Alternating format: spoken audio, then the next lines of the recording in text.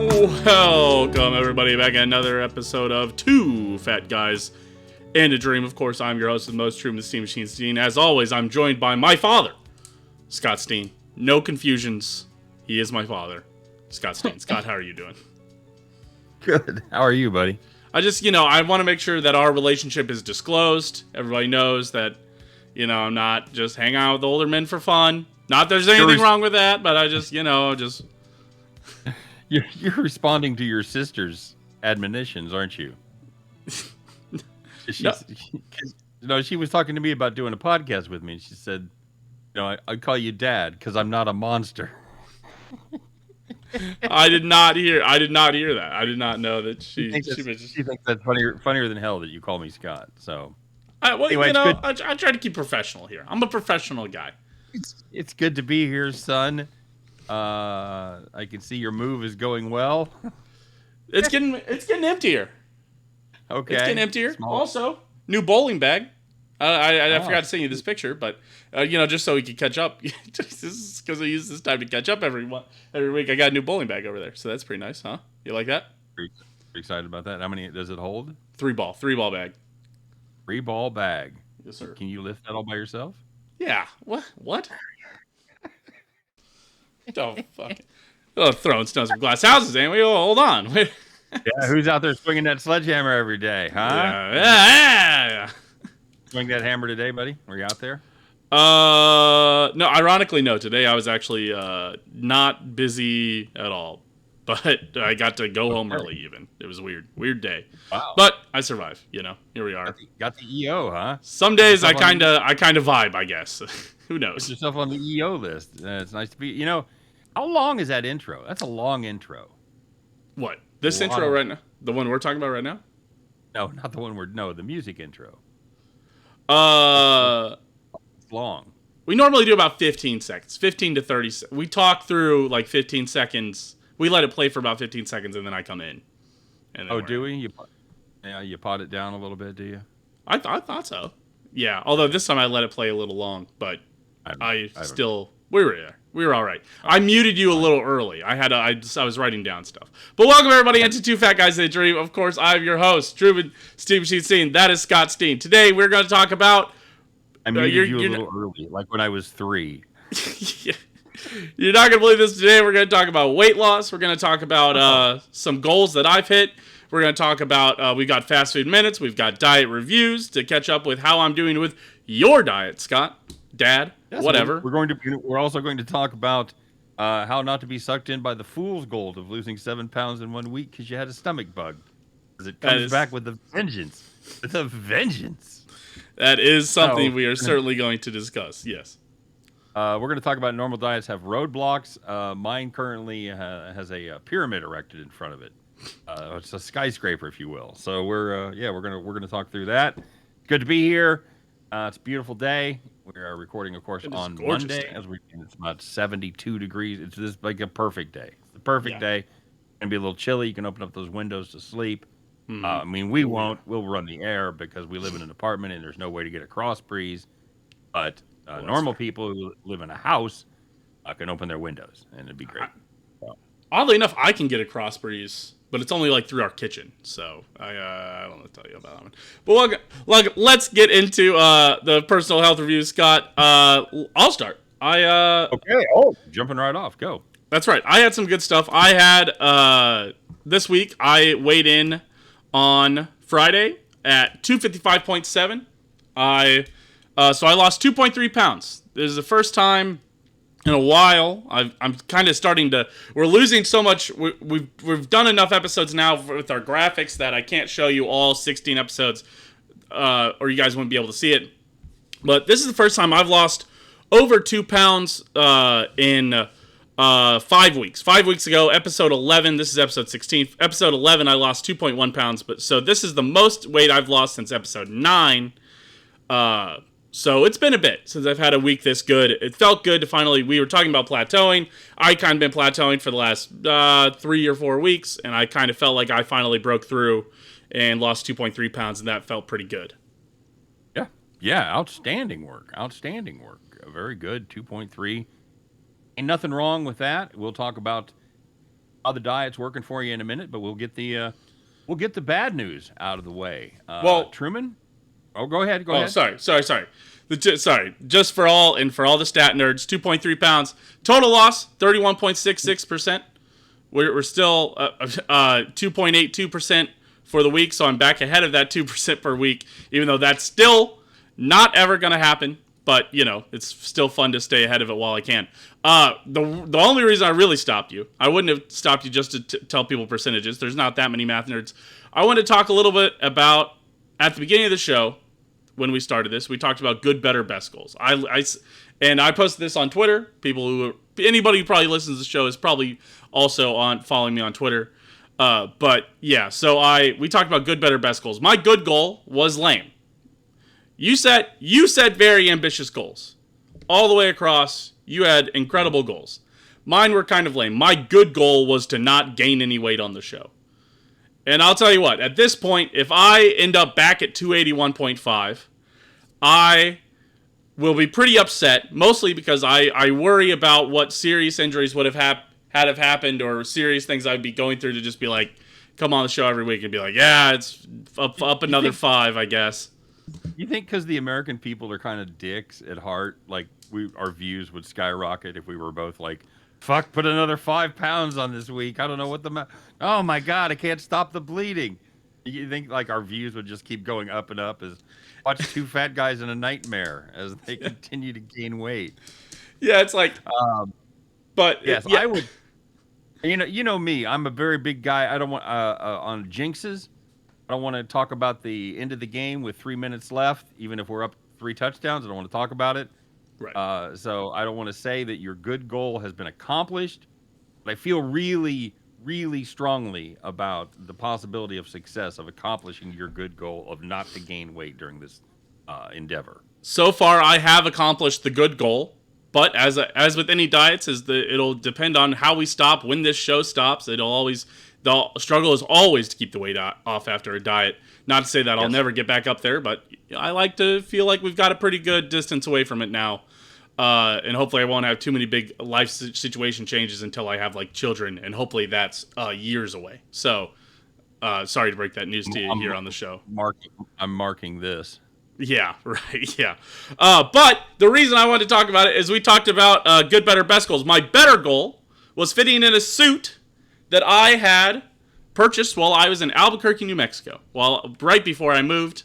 In the last 2 weeks before I moved, I probably put on about pointy lapels that you put silver things on, and a bolo tie that you wear with it, and piping on the sleeves. You'd think. I think we're all getting a pretty good picture of your New Mexico suit. But I separately, hat not included. In the process of moving, I gained probably 5 to 10 pounds, honestly, just from the stress of it all, even after the suit. But so honestly, by the time I moved to Kansas City, basically, couldn't fit in it. Yeah, because I bought it because I knew I was going to be interviewing with stuff, and I was like, you know what? I want to get a good tailored suit again. That'd be great. And I did. And then all of a sudden, I gained weight by the time I left Albuquerque. And so when I arrived in Kansas City, I haven't been able to fit in this suit. And that suit I got fitted at about 255 pounds. And I was all the way up to 283 when we started the show. I am back down to 255.7, as we said, which means that this weekend, I went to West Virginia. Went to a beautiful wedding. It was outside. This is almost a better... I love that I fit into the suit. That's, not to bury the lead. That is why I wanted to talk about this. That I hit my better goal. That was great. The suit fit. It was comfortable. I didn't rip the suit. I didn't rip my pants. It was awesome. The pants fit even better than the jacket. The jacket was almost a little tight, but it wasn't like here. It was just like here where I'm like... to the back. Yeah, maybe a little... Now, the Steens have broad shoulders. Always had big shoulders. Meaty shoulders. Yeah. But shorter arms. Like half the time I have to get a short on the jacket. So it's really interesting. A goddamn T-Rex is what we are. Yeah. But almost better than fitting in the suit. The wedding was in a field outside. And then the reception was still outside in a tent. Sure. Shout out the West Virginia weather. It was fantastic. But it was like 81 degrees, like at the wedding, like maybe low 80s, high 70s. I didn't sweat too much in it, and then at the reception, I was fine also. So it was great. I was like, wow. I was like, this is nice to not sweat every single moment of my life when I'm outside and it's hot. And it was also great to fit in that suit. So that was kind of my personal victories. I think sometimes when we do weight loss here, it is hard to always look at a number, especially when you start to plateau. But when you're plateauing, your body is kind of still catching up. You know, I'm not going to look, let's say I lost 5 pounds today. I would not look 5 pounds lighter per se. Then I don't look, let's say I worked out, I weighed 260.7 this morning. I lost 4 pounds from this moment because I worked out right before here. I do not look 4 pounds slimmer than I did this morning. But, so there's some amount of like catching up that your body has to do. And I would say that sometimes when you're plateauing, I think your body is doing a little bit of that catch up. Your body's maybe shifting around. And so you look for non-number goals. If you're listening only on podcast this week, you really missed out, as Truman showed us how weight shifted around on your body. Yes. But Run there are back and all you YouTube people. There you go. Yeah, but sometimes you have to look for non-scale victories, non-number victories, and things like this suit, even after hitting the plateau for 4 weeks, was great to fit into. Was great to go to a great wedding and not sweat. So I really did enjoy that. A shotgun wedding in West Virginia? No. I'm just kidding. They're all shotgun weddings in West Virginia. Everybody brings a shotgun in West Virginia. Even their mascot carries a shotgun. We talked about that's a real gun. I talked to people about that. That's a real gun. Did you know that? Okay. They get to keep the gun afterwards, and then there was like a controversy a few years back. They one of the mascots shot a bear while he was the mascot with the gun, and he got in trouble. And I was like, how can you get in trouble for that? Like that's kind of the rules. It was the Baylor bear, Truman. Yes. That was the problem. He's holding the mascot ahead. Holy shit. Another mascot on mascot crime right there. Underreported news story, if you ask me. So, yeah. That was a big controversy with West Virginia. What was one of your mom's proudest T-shirts? She had the West Virginia University rifle team T-shirt that she wore for many years. That's kind of fun. It is. Like West Virginia. West Virginia's beautiful, man. You really got to hit it the right time of the year, though, brother. It's some nasty shit in them hills during the winter. I could imagine. Yeah, but I bet it'd be gorgeous in the fall with how many trees. I'm shocked by how dense the trees are there, and I imagine that would just be gorgeous to look at. Just West Virginia, first time I saw a trailer house with an outhouse and satellite dish. It's a beautiful thing. Driving along one of the highways up there in the hollers, somebody had a single wide with a outhouse and a satellite dish, one of the big old satellite dishes of yore.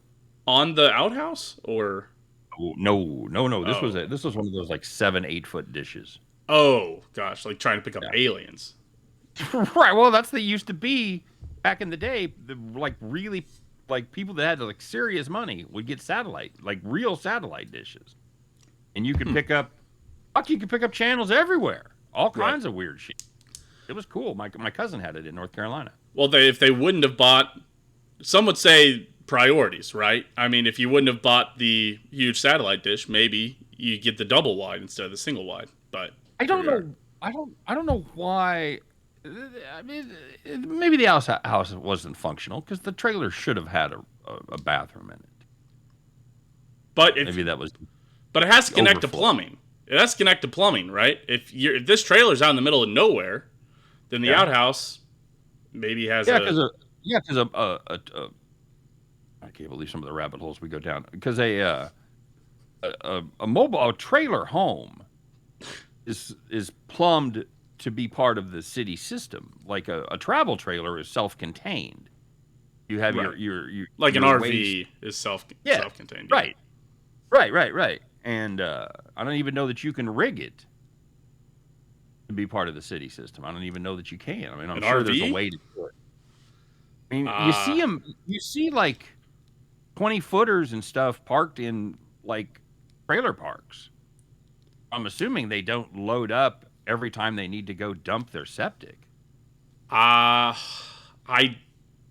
Listen, oddly enough, I am semi-qualified to talk about this. I would say that most like systems like that have to have some kind of backflow preventer. There's a fair amount of code to any city connection when you're connecting to a city sewer that some might have it. I mean, you might be able to connect just an RV to the same thing that a mobile trailer connects to.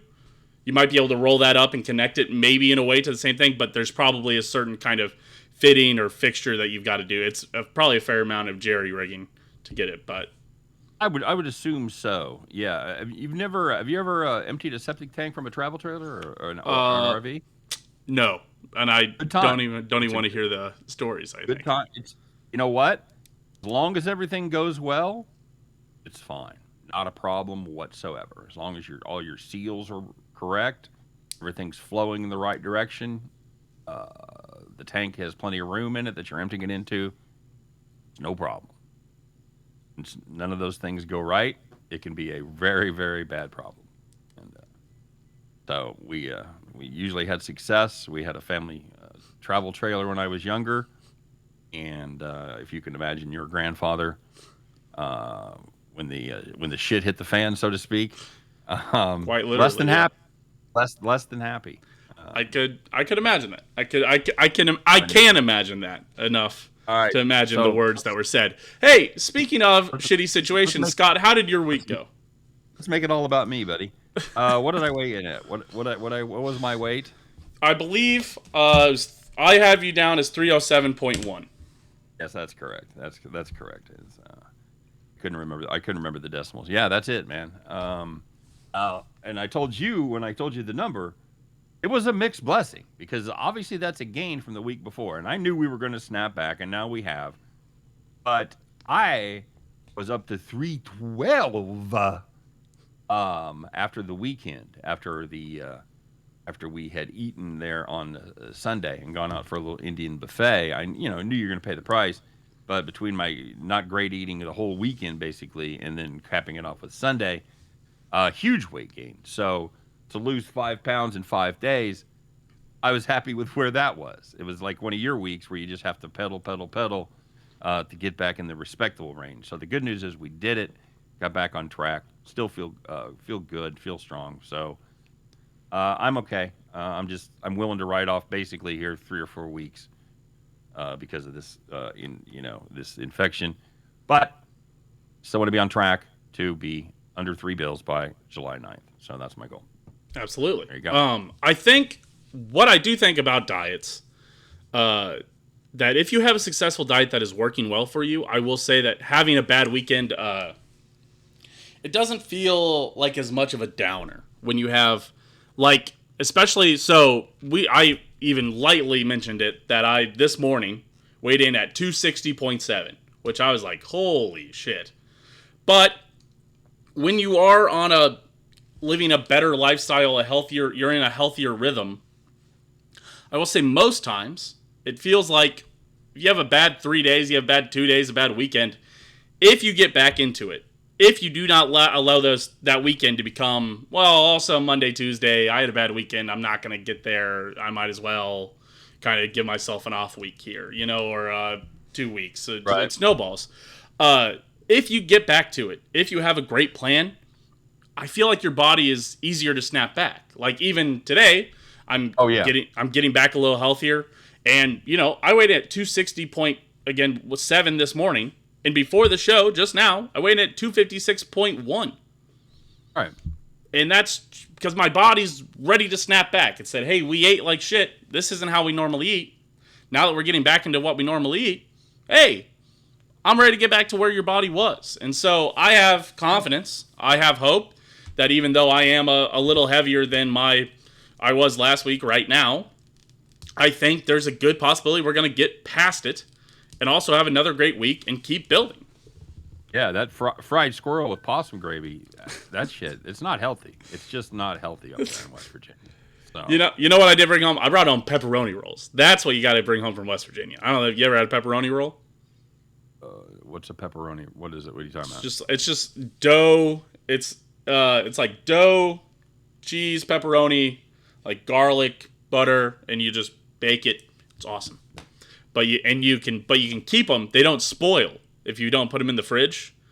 They don't spoil. Okay. You can keep them out of the fridge because it's what like miners used to take into the coal mines because they don't have to refrigerate them or warm them up or anything. So they have pepperoni rolls. It's very popular there in West Virginia. Okay. Well, I'm always loved meat and cheese you don't have to refrigerate. So hey, that's big fan. I also did bring you home a local jar of produce. So you won't be able to guess what it is, and you won't. It's just kind of it'll be a little Father's Day gift. But don't go crazy. But we're out at like a local farm, and we were like, let's get him something. And I was like, I bet he'll like this. I bet he would enjoy this on his stuff. So I got you. I got you something. Cool. All right. So let's do the mid-diet check-in with the plan you're on. You're currently on, what have we dubbed it? The dad diet? The dad diet. That's right. Okay. It's good. It's going good. I mean, what I will say is I texted you in the middle of the week about macros because we were talking about you do so for 1,800 calories. Let me pull up my FitnessPal. 1,800 calories, 80 carbs, 80 net carbs. 80 net carbs, right? So my FitnessPal is good. You can put in your calories and you can put in your macros and how you want to split them. And it will say, oh, if you're, this many carbs, it's this percent, and then you can have this much protein. You need to have this much stuff. Actually, let me look for tomorrow because I've worked out today and it gives you back some stuff. I don't use it, but it gives you back that stuff. I don't like that either. So, or let's look at tomorrow. So, like my net carbs that I can have tomorrow, man, this is, okay, well, this is not going like I thought it would. Okay. Tomorrow I can have 90 net carbs is how I said it. It's really 80, but just the way percentages work out, it wants you to. Your choices on my FitnessPal, by the way, when you start playing with the carbs, are 90 or 68. Right, exactly. 15% is 68, and 20% is 90. Yep. So that's and I told you I'd cranked mine down to 68. Right. Right as you reached out and said no, but I was getting ready to lower my carbs today, which I did. I've got that down to 68. And to see if I can hit that. And most times I do hit it, but sometimes I'm in the 70s, which is fine. That's below the 80 that I was actually shooting for. So anyway, you're shooting for 80, but it says 90. And where difference is from like keto is that I would say the fat is only 90 grams, and it leaves you with 158 grams of protein. And oddly enough, keto stresses eating a lot of fat because when you don't have the carbs, it needs the fat is what it's going to start to burn through. And it's not stressing not eating protein, but not eating too much protein. I looked up, I was like, can I have my protein shake? And it's like, yes, but no, because if you don't have enough carbs, then sometimes your body will take the excess protein and turn the protein into sugar and then use it like that. And so you're still going through sugar basically a carb. But the protein, 158 grams of protein is a lot of protein. I never hit my goals. Never hit my protein goal. Never. It feels a little insane, honestly. I talked to my doctor about it. Mm-hmm. My doctor said 100 is plenty. Right. Plenty for a human being. That's plenty of protein. I saw somebody on TikTok. You went to a medical professional. Let that be the exam. Let that be the straight fact here. But I did I was on TikTok and somebody was saying like, hey, if you're trying to bulk or you're trying to gain muscle and you're working out a lot, you should maybe eat about 100 or you should eat about 1 gram per body weight, per pound of body weight. If you're trying to lose weight, your protein goal should be what your goal weight is. So if I was working out all the time, I should be eating 200 grams of protein, which I kind of understand because I worked out today, right? And so my FitnessPal gives you back those calories. I'm not really trying to use them, but my FitnessPal will give you back those calories, and they will multiply it times the percentages to give you back the grams. And now my protein goal for today, like I went and did a 1,000 calorie workout. my protein goal for the day right now is 253 grams of protein. Yeah, I know. Which is just insane. But every meal you eat, you'd have to look like the end credits of the Flintstones when they put that big rack of brontosaurus ribs on the side of the car and it tips the car over. Every fucking meal would have to look like that. I mean, I'm not even sure. I had a slab of meatloaf today. I went to Logan's Roadhouse in West Virginia because we don't have them in Kansas City anymore. And I grew up on Logan's Roadhouse, so we saw that, and Tina had never had it, and she always gives me a hard time because I get the regular butter. It doesn't matter. We went to Logan's Roadhouse. I got the grilled meatloaf. I had a big old slab of meatloaf, 500 calories worth of meatloaf, and still that only had 31 grams of protein today. So So you just got to do that 8 times.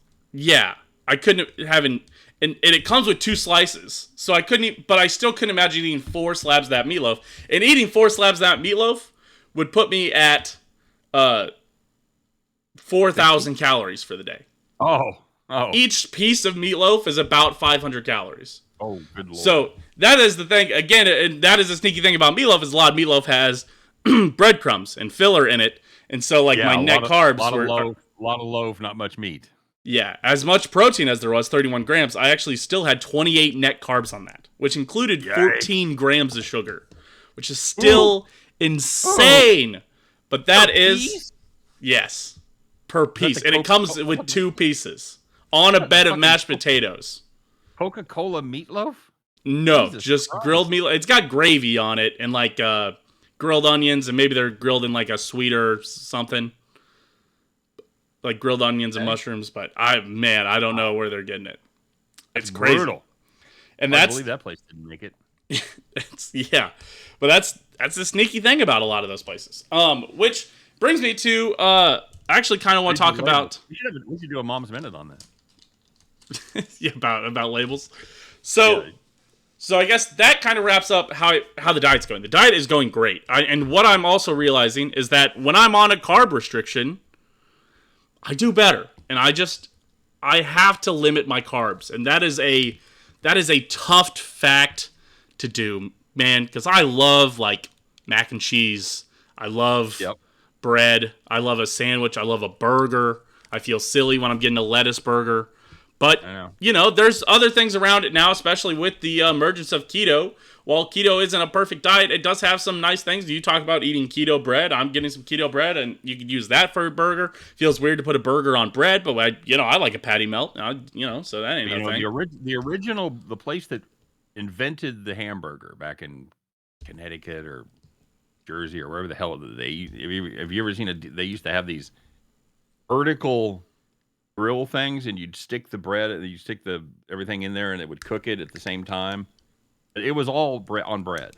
The burger was originally on bread. So I think that's just been kind of a drive-in thing where they started serving them on buns.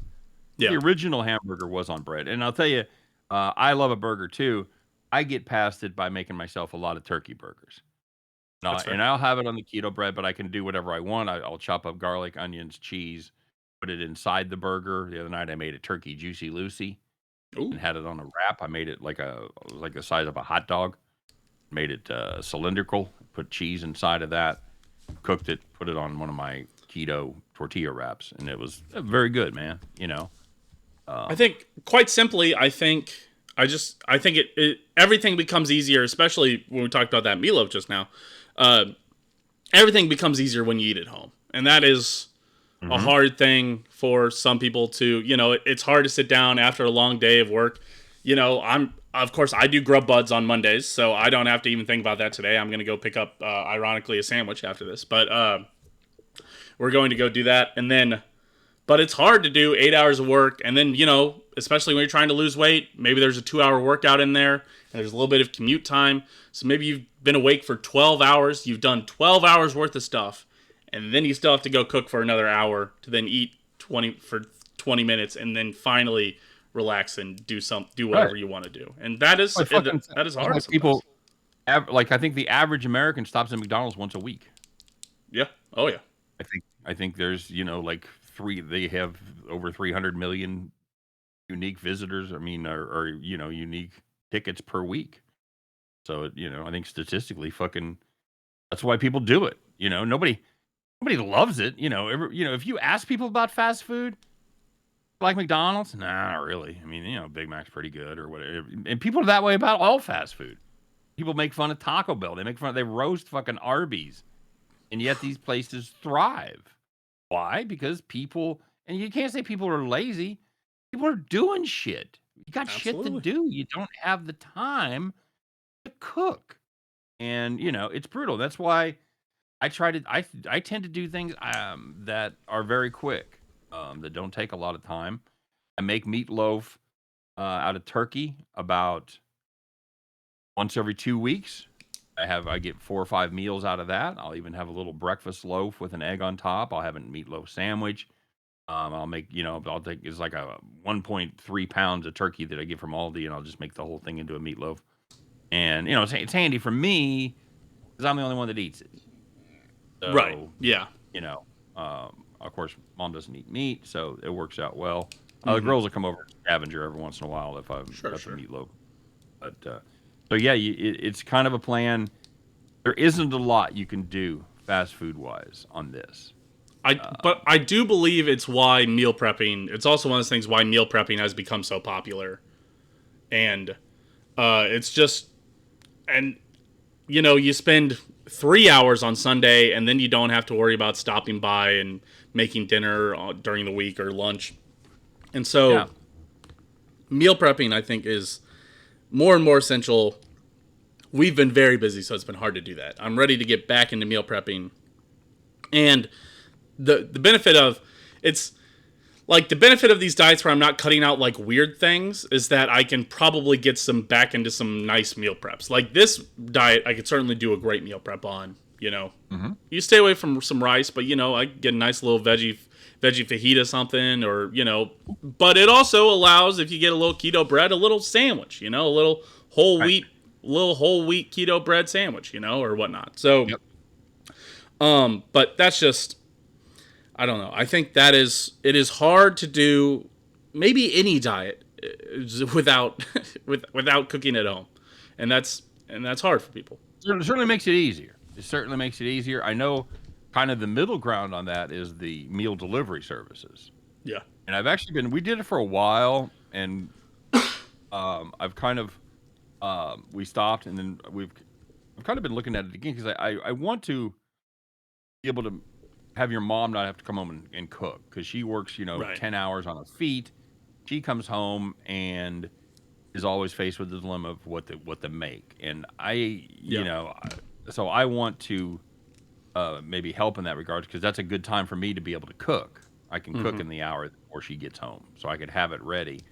But we don't eat the same thing. She eats a lot of pasta, a lot of rice, things like that. I do not. So, but I can tell you, meal services, whether it's HelloFresh or Blue Apron or whoever you decide to get, somewhere in the neighborhood about $10 to $12 per serving. Mm-hmm. So, if you're looking at it versus cooking at home, it's terribly expensive. If you're looking at it versus going out to a restaurant, it's very reasonable. It's I would say 30% less than your average restaurant ticket. I think, anytime you go out and spend less than $35, $40 for two of you to have a dinner, you're way ahead of the game. Yeah, absolutely. And I know you guys, because you guys usually have a glass of wine or something, so that's something you probably don't ever see that number. Yeah, again, the older I get, feels weird. It feels dumb to say, but the older I get, but I don't love having one. I'm a big all or nothing almost kind of guy when it comes to drinking. Oh, you're a binge drinker? I'm not I know binge drinking is. I don't have to get drunk, but I'm not I don't love to have one just because I'd rather have water or soda. It's a lot of calories to kind of feel weird about. Kind of gross. I'm the same way. If I'm going to drink liquor, now I have gotten to the point where I can go to a concert or something and have one or two, Jack on the Rocks or whatever. But if I'm going to drink beer, I'm not drinking one beer. No. And I don't like liquor with food, which helps. Right. I don't like drinking beer with food. I like drinking a soda. I like having a soda with food. But so that's a habit you got to break on this. So just to review, before we go too far down, just to review what we're doing. The diet consists of it for our first time listeners. That's the diet that I'm on. It's limiting yourself to around 80 carbs. This is on an 1,800 calorie diet, around 80 carbs a day, less than 20 grams of sugar. Basically cutting out everything that's white. Bleached flour, rice, potatoes, all things you can have in moderation. When I say cutting them out, but really severely limiting your intake, because if you look at a half cup of rice is 40, 45 grams of carbs right off the bat. So I mean, you can do it, but you pretty much got to plan for your rest of the day around it. So that's the diet in a nutshell. It's kind of a more friendly version of keto. It's a more sustainable version of keto, is what I call it. It's just reduced carbs. It is Yes. the more and more Reduced that we sugar. do this, and the more and more we look at other diets. An overarching trend again is that it's all certain ways to limit your calories. But the second trend is that it kind of gets away from that. The ones that I've been the most successful on are the ones that get away from carbs. And I don't think that's just a coincidence with my body. I think that's probably most people. No, and you think about it, you're cutting out a lot of the unhealthy shit that you eat. You're cutting out fried foods, you're cutting out soda, and you're cutting out sweets. Mm-hmm. And those are I would say those are probably the three bugaboos of 90% of Americans that are overweight. Yeah. Those three things right there, and they all come back to how your body ends up processing sugar. Because as we know, I don't know if we've talked about it, but carbs turn to sugar, and it's all about the process of getting that sugar, using it, and removing the waste. If you got too much waste, it turns into fat, blah, blah, blah. I'm convinced, after a lifetime of reading on the subject and now seeing it in real-world application, I'm convinced that fat is not the devil, carbs are the devil. No, I mean, well, even if you think back to cavemen and things like that, those guys were probably in great shape. I mean, they had to survive. They had to run. They had to go do stuff. But a lot of office jobs. But the thing about a lot of that stuff back then, it was a lot harder to eat carbs. It has only gotten easier to eat carbs as we've gone through. It was a lot harder to eat wheat back then, or just eat. Nobody farmed.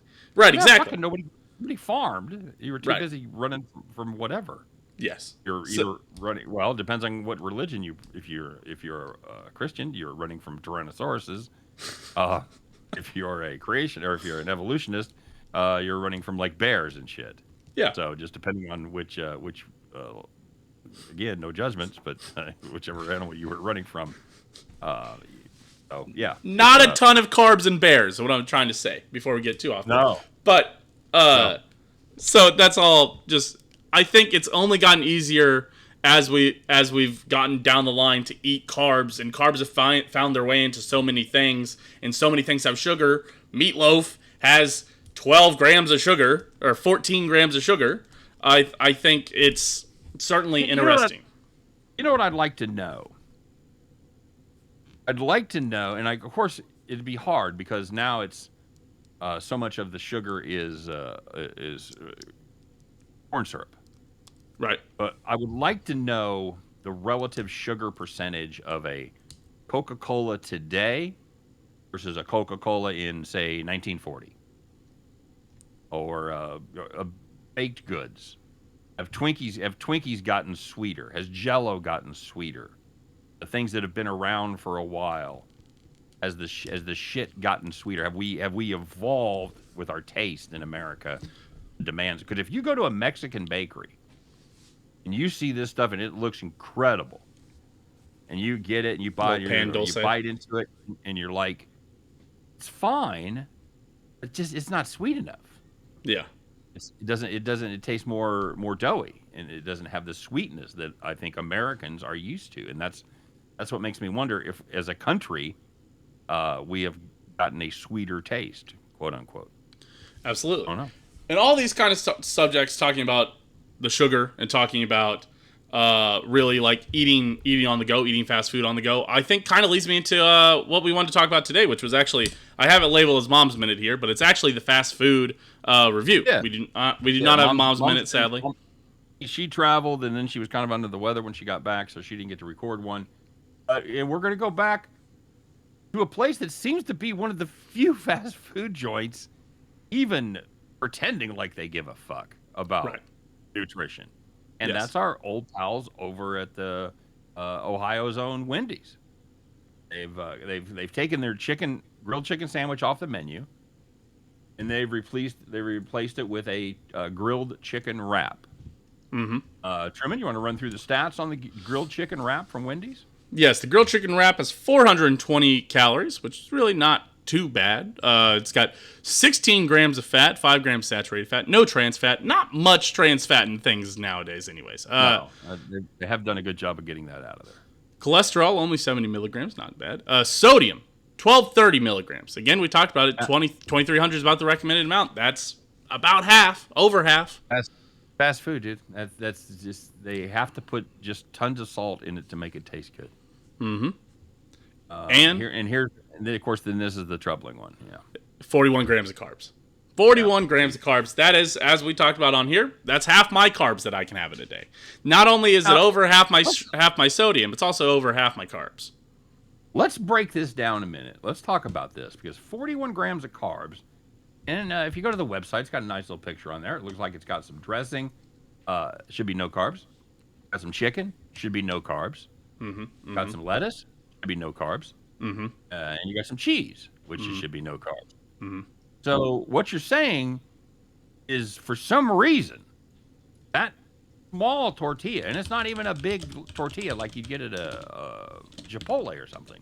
Right. It's a small tortilla. I think more like a small Taco Bell size. 41 carbs. That's pretty fucking amazing. That is insane. I think if you just buy that's probably a 6-inch tortilla. I think if you look up the carbs on it, like a 6-inch tortilla that you buy in the store, it's not going to have 41 grams of carbs. No, right? That's what I was going to look at. I was going to go look at. I was going to go try to find Chipotle's tortilla. Just their tortilla. They're awful. I know it's awful. Look at the fat on the Chipotle tortilla, because they make it with lard. This is actually the one I'm seeing right here. And again, this is from a third-party site. I don't always trust third-party sites. It says it only has 9 grams of fat. I don't know if only is the right word to be using here, but only 9 grams of fat. Because it shouldn't have any. You know, it's very little. Yeah. A piece of bread has 1 or 2. But a Chipotle tortilla is 320 calories and has 50 grams of carbs. And so what I'm saying is that the Wendy's probably twice as big. Right. Twice as big. And that's the point I was going to get at. Yeah, is that the Wendy's grilled chicken ranch wrap has, it's a smaller tortilla, and it's still got 41 carbs. And I would say probably, 35 of that is from the tortilla? Maybe can pick up some extra sugar, or, there's only 2 grams of sugars, and there's only 2 grams of fiber. I wish they had the feature that some of the fast food places have where you can customize it. Mm-hmm. You can see what it looks like, if I wanted to have it without cheese or whatever. Yeah. And I'd like to break it down. I'd like to see where they have to come from the tortilla. And let me see if I can. Hold on. If you're doing strict calorie restriction or watching your fat, this is a fine meal. This is a fine item to have. Oh, here, actually, it's funny that you mentioned that. I found a way to do that. Hold on, let me select tile to edit. You can't edit the tortilla. Hold on, let me remove everything else. Okay, yeah. I can give you just there we go. I can give you just tortilla stats. Just tortilla stats. 220 calories for the tortilla. 6 grams of fat, which is still a fair amount of fat, and 38 grams of carbohydrates. So there you go. So it's pretty just proportional to what Chipotle's doing. And Chipotle is a famously bad tortilla. Yeah, 90% of your carbs come from the tortilla, basically. Tortilla is also using bleached enriched wheat flour, which we try to avoid. We don't we try to avoid the enriched flours. That was also part of the diet here. It's worse from there. Water, blended vegetable oils, glycerin, potato starch with monoglycerides. Contains 2% or less of the following: baking powder, salt, mono and diglycerides, sugar, calcium, propionate, fumaric acid, and L-cysteine. So, there you go. You know the rule. If you can't say it, can't eat it. Yes. And if you add back in everything, the chicken it has modified tapioca starch. It has modified food starch. It's got maltodextrin, sodium phosphate, dextrose, which again we talked about the sneaky sugars. Dextrose is a sneaky sugar. Anything strose. Anything trose, yep. So, and they've all got stuff like that. And it's just, they're just adding, where? Why? Why is any of this in there? Why is monosodium glutamate in ranch? It's a preservative. Right, exactly, yeah. I mean, it's why there's so much sodium. It's why it's the answer that it always is that it's just not. It's always why the anti-vax argument fell a little flat for me. We went to a local McDonald's and interviewed people eating their lunch about their concerns over what was in the vaccine. Yeah. Okay. All right. Either we're all now. If you came at it from the natural standpoint, okay, I get it. But if you're going to McDonald's, Burger King, you're just shoving shit and you're eating processed food from the store. You're worried about what you put in your body. You're a little fucking hypocritical. Sorry, and that's probably as political as I'm going to get. But right. I did always think it was a little bit picking and choosing there. So, and here's I wanted to talk to you about something, and I was meant to talk to you about off air, and I didn't. Do you see any benefit? And it doesn't necessarily have to be this one. It could be whatever you do next. But do you see any benefit if you find something that you're having success with, just sticking with it longer than 2 weeks? I've debated this for a long time because I think at the end of this, I would like to just about develop the time you hit your just about the time you start to hit your groove, you're moving on to something else. Right. And I kind of, with this show, I kind of, at the end goal of doing all these diets is to develop a great diet at the end of this, and that I can stick to, that I'm losing weight on. But also, the issue is that part of this show, a large portion of this show, is people want to tune in to see me do a diet because they're like, I thought about doing this diet. How did you do this? And it's like, so it's kind of hard. Okay, so here's my point to that. If you do a particular diet that somebody wants you to see you do, and you go off and you go, well, I kind of had a bad weekend, and then we did a Friday night thing. So if you're doing 14 days and you fuck it up 5 of them, lose about a third of them. What are they learning? Right. So, maybe if you gave it a month, you would have a chance to have better weekends, and you could spread some of that pain out. And maybe out of 30 days, you're sticking with it 20. Something like that. Maybe 20, maybe 24, 25. I don't know. Just a thought, something to ponder. Absolutely. And as always, we'd like to put it to our vast audience. If you have an opinion, whether you want to see the boy stay on the diet for 4 weeks or keep to the 2-week schedule, weigh in, so to speak. How about that? We'd like to know, what are your thoughts? You think that's good or bad? Is a like, comment, subscribe, share. You can tweet at us. You can text me. Or were you asking my opinions, or were you just saying? Like, I was asking your opinion. Okay, I thought you might have been posing to the audience. What are your thoughts? Make sure to comment, do all this stuff. But I will say, do all those things. That does help us. But I do wonder, it's the point of this show. The overarching point of this show is for us to lose weight. It is us trying to show you successful ways to lose weight. Yep. We are coming up. We have tried 8 different diets. This is my 7th or 8th diet. This is diet number 8, I do believe. So starting next week, we might do 9 diets. Maybe after the 10th diet, maybe we'll do 2 more. And then maybe after the 10th diet, we take a look here and we say, okay, we've done this for 20 episodes. Where did we have the most success? What are all the lessons we learned? Then we do a month of our own diet, and we talk about a plan, and we work through it, and we say, this is what we're doing. This is the success we're having. This is a roadmap for what you're doing. All of this show is about being personable and talking through how people should be losing weight, or how people can lose weight, how we have lost weight, and the day-to-day, week-to-week struggles of that. Yeah.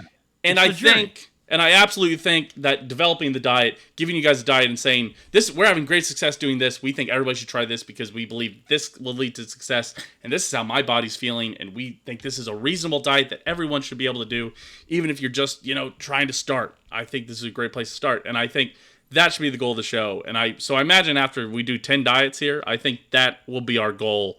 Probably, I guess, so once we get kind of mid-July here, I think we start talking about that. And let's be honest.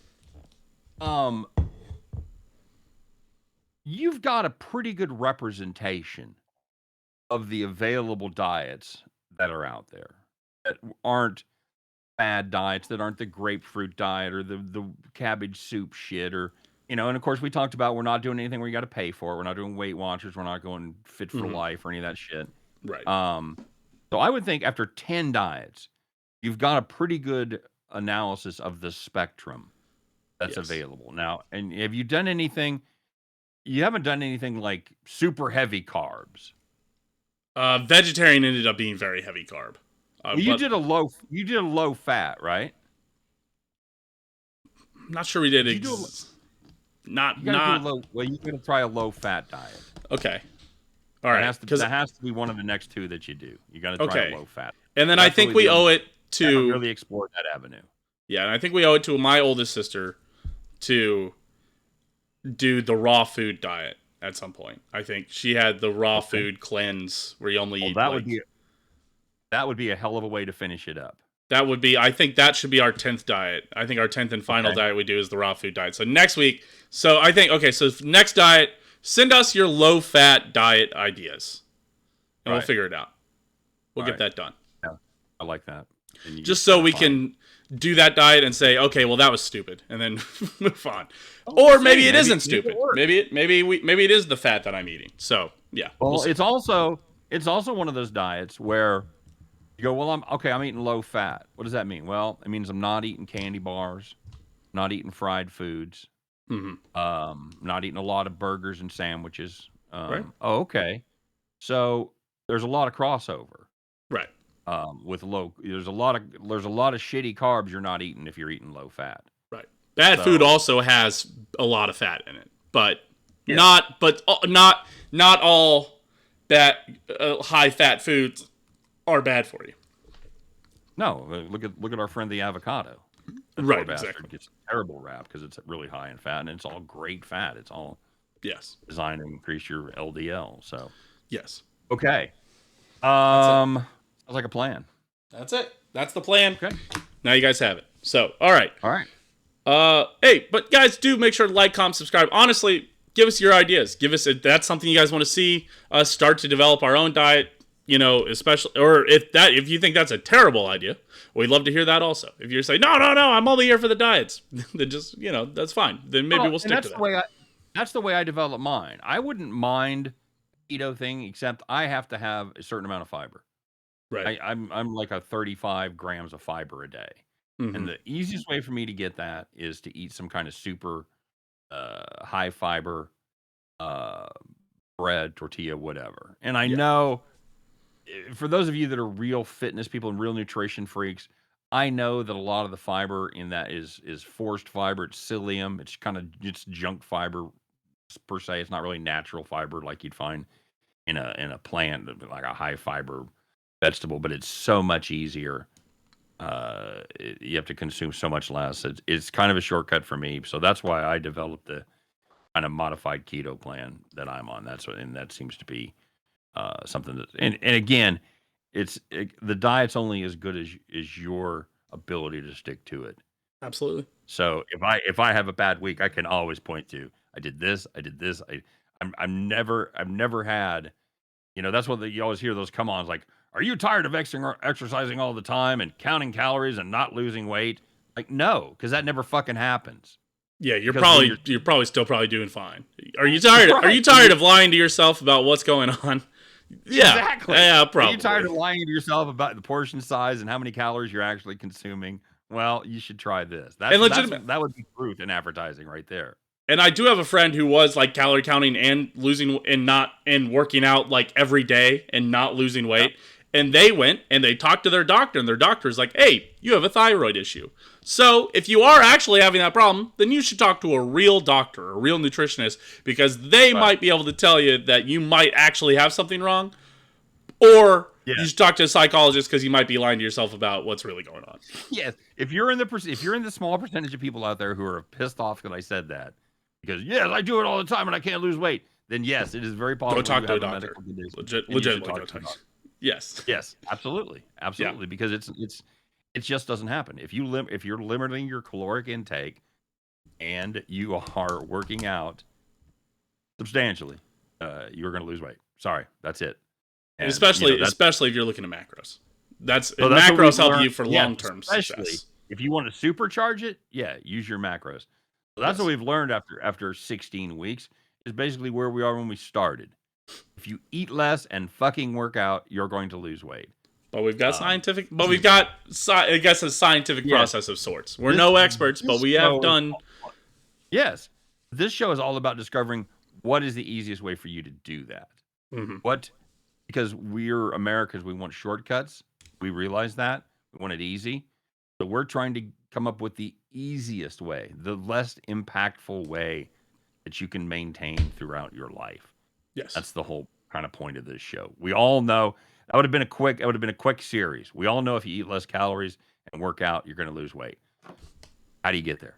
That's the whole question we're trying to answer. So, yes. As always, appreciate everybody watching. Appreciate everybody listening.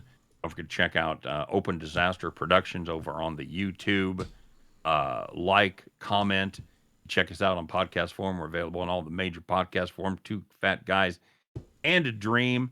Make sure you check that out on Apple, Spotify, wherever you consume your podcast, and make sure you subscribe and you rate and review. We'd appreciate it. And if you're getting sick of listening on some platform and you're like, why aren't you guys on this platform? Probably let me know. I probably just need to submit a code or something. So I would appreciate it because we're always looking for ways to grow. But yeah, hey, TikTok, Twitter, Steam Machine, Scott Steen over there on Twitter at Steenroller. I think that's it. We do appreciate everybody for being here, for everybody for hanging out. Big shout out again, all the believers, the dreamers, and even the fat guys. We'll see you guys next week. Peace. Great week.